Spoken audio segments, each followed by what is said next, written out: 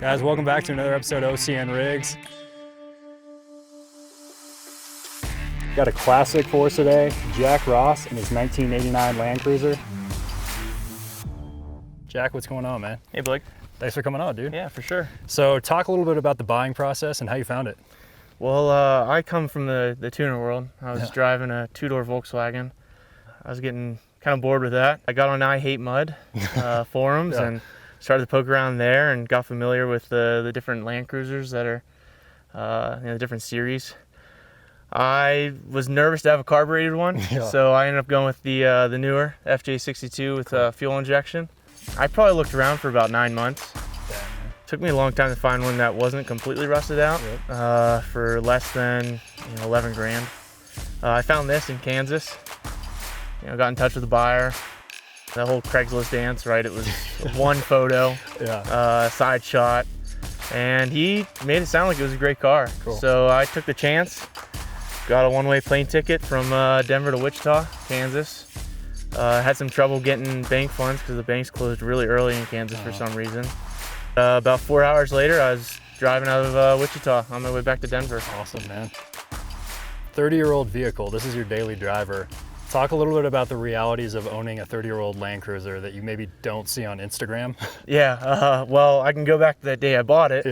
Flying and driving back is a challenge. You hope that, especially on an older car, that everything goes okay.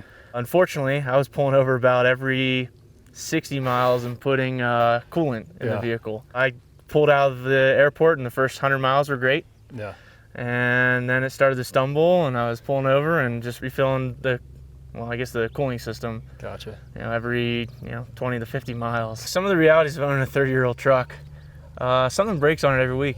That's just a part of it. Got fluids in the garage and everything? I've got fluids in the truck now. We'll poke around a little bit and we'll lift up the back seat and I have a full ratchet set. Got a couple different socket wrenches and power drills and that's just a part of it. I'll pull out a Petco and make a weird turn and something will pop. And that's just that's part of the charm of having an old car. Getting my wife's modern car is pretty nice. It has air conditioning and there's definitely some 95-degree days here in Denver that I certainly miss that. Definitely, man.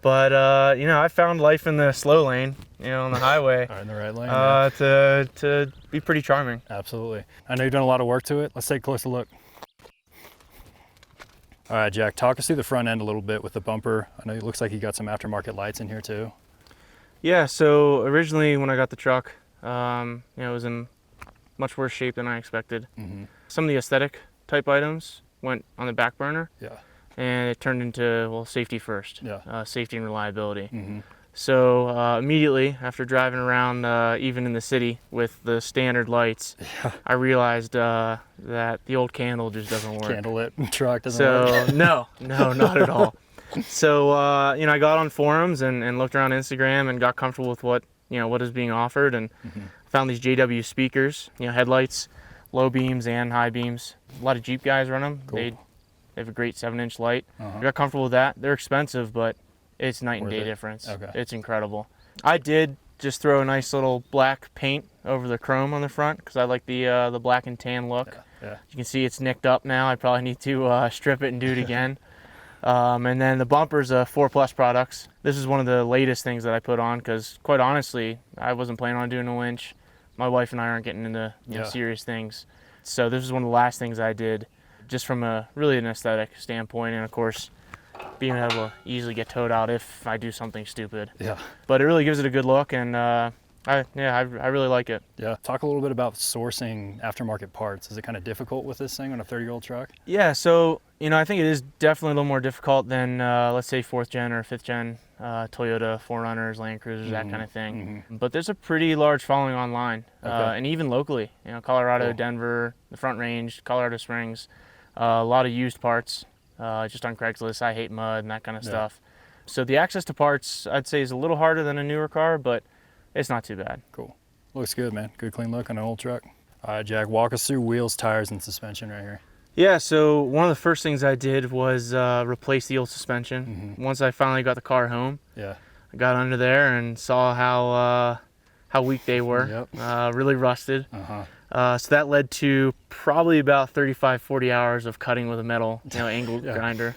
It's not like new cars where you're just replacing struts and shocks. So this is all leaf spring. It's old man emu. Okay. That's what online, really suggested, and local guys, that are in Toyota suggested. So it's a 3-inch heavy duty lift. I did the heavy duty lift because I got a front bumper, rear bumper on the back, and I knew I was going to do a rooftop tent. So from a weight standpoint, the heavy duty was the right one. Definitely. It also gave me the clearance to do 285 tires. Cool. I got Nitto Terra grapplers wrapped around what I think are a really cool set of wheels, Volk racing wheels from the tuner world. Pretty familiar with Volk. Yeah, I mean, they look good on the truck. I mean, I know it's kind of hard to find a new age wheel on an old truck. I feel like it kind of marries the two. It looks really good. Yeah, thanks. I really like it. And the cool thing about them, they are definitely expensive, but they weigh nothing. They're 14.5 pounds. Cutting weight anywhere you can get it. As much, 170 horsepower, if that these days. Yeah. I need to cut weight where I can. Yeah, definitely, man. Locking hubs? Yeah, it being an older truck, everything's manual. Cool. So I get to the trailhead, pop it in neutral, pull the parking brake. Does your wife help you out with that? Oh, no. Okay. She stays, sorry, Taylor, but no, she stays right in the passenger seat. Yeah. And get out, and gotta turn it, lock it, and get back in the car. Let's and go. make sure 4-wheel drive lights on and get going. So cool, man. They don't make them like they used to.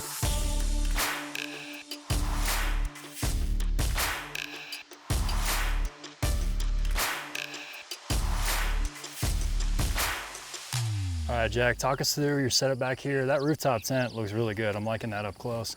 Yeah, that's been one of the better additions for sure. Just from a camping standpoint, being up off the ground is just such a luxury. Yeah. My wife definitely loves it. Even our dog loves it. Yeah. It's hard to get the dog to come down in the morning. It's tough to get the dog up, but this is an Alu Cab Gen 3. Cool. It's got a nice hard metal shell. So when we're 4x4 and we're in tight quarters, I don't really have any concerns of branches poking through it or scratching it too bad. It's a little tight up there with 2 adults and a dog. Yeah. We just had our first kid, so we've got to figure that out Congrats next. on being a Yeah, dad. thanks. But the Alu Cab rooftop tent's just mounted on Alu Cab crossbars. Cool. That are just mounted to the classic rain gutter from 30 years ago. Awesome, man.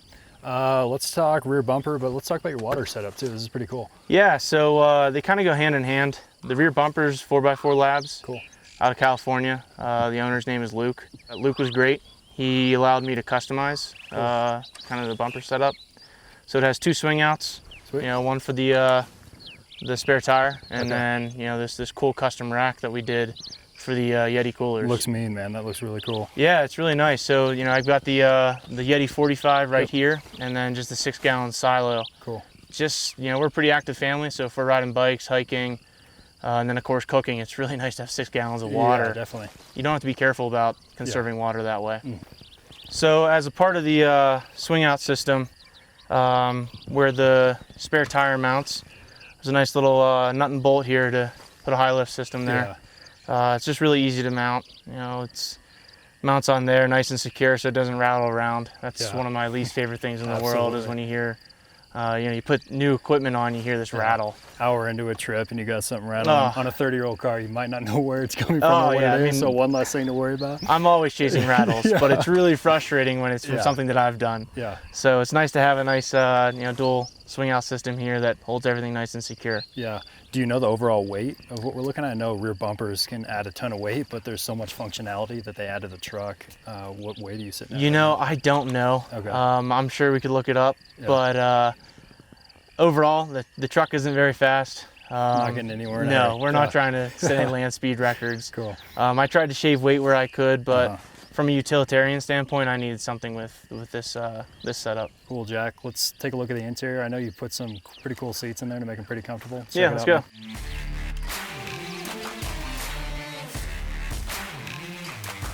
Jack, talk us through the interior, man. I know you've done quite a few things. I love the vintage stuff, but you've also kind of brought it more from a comfort level on the driving side.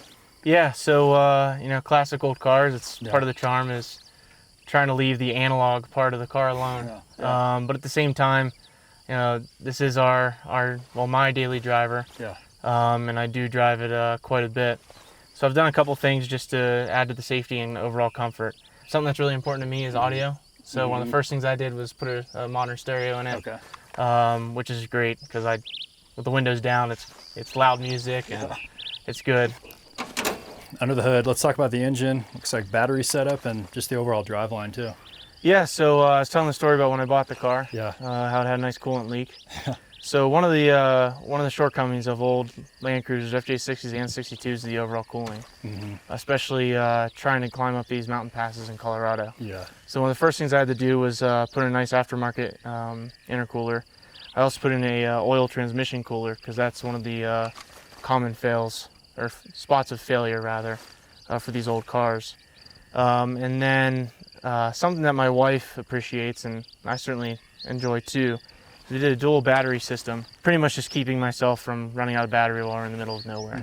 I did hook that up to a Red Arc power inverter, and so I do have a AC/DC inverter in the back there. So if we are off the grid for a couple days, we can charge laptops and get work done, things like that, charge cameras, that kind of stuff. So it's a nice feature. It makes being out in the middle of nowhere that much more comfortable. So now we got the hood up, talk a little bit about the driveline and just year-over-year maintenance of what you should expect for a vehicle like this. Yeah, so anytime you're buying an old car, obviously it has, generally it'll have a couple different owners. Okay. Previous owner said it was running great. About 4,000 miles into ownership, the transmission went. Okay, shoot. So that set me back, about $5,000. Okay. But as far as normal maintenance, it's really just changing oil, making sure there's no vacuum leaks. Yeah. Today on the way up, my brake light came on, so I'm probably a little low on brake fluid. Okay. Again, in an old car, it doesn't mean it's going to fail. Yeah. It's going to last a long time, luckily. So it's really just checking fluids, taking care of vacuum leaks whenever they spring up, because they do. I'm sure you can see the new blue line running through here. Yeah. And then these are actually all new lines here as well. Okay. Running throughout the truck. The truck unfortunately does not have air conditioning right now. Okay. I did replace the compressor, and I cannot find wherever the leak is. Yeah. So that's why we come up into the mountains to get away from the heat. Yeah. So it works out. Cool, man.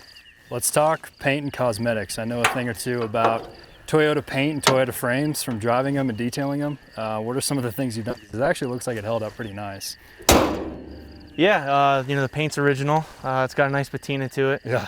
It might look a little rough to others, but I kind of appreciate I like it, man. Yeah, I like the wear and driven tear. and loved. Yeah.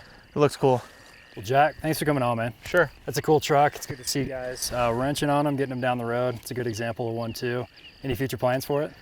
Well, I dream of doing a V8 Vortec or LS3, maybe diesel Cummins, but short of winning the lottery, I'll probably just keep wrenching, keeping it on the road and enjoying it as it is. Cool. Awesome, man. Well, guys, follow him over at B&G Cruiser on Instagram. Follow us over at OCN Rigs. Comment below if you have any questions. Till next time, we'll see y'all.